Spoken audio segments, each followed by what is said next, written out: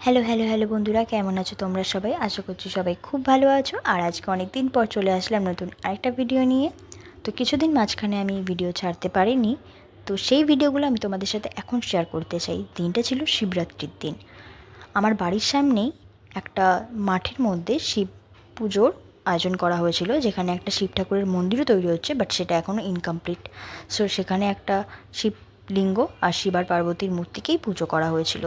তার সাথে বসেছিল বড় একটা, বিশাল বড় একটা মেলা, যেটা যাবৎ 1 বছর ধরেই স্টার্ট হয়েছে। আর পেছনে নতুন করে একটা পার্ক করা হয়েছে, খুব সুন্দর, ছোট বাচ্চাদের জন্য খুব সুন্দর একটা পার্ক। তো বেশিক্ষণ ওখানে থাকতে পারিনি, কিছুক্ষণ ওখানে ঘোরাফেরা করলাম, ঠাকুর দেখলাম, দেন চলে গেছিলাম মোমো কাউন্টারে। কিন্তু মোমো কাউন্টারে এত ভিড় থাকায় আমরা সেখান থেকে বেরিয়ে আসি, চলে গেছিলাম তারপর স্পাইরাল পটেটো খেতে।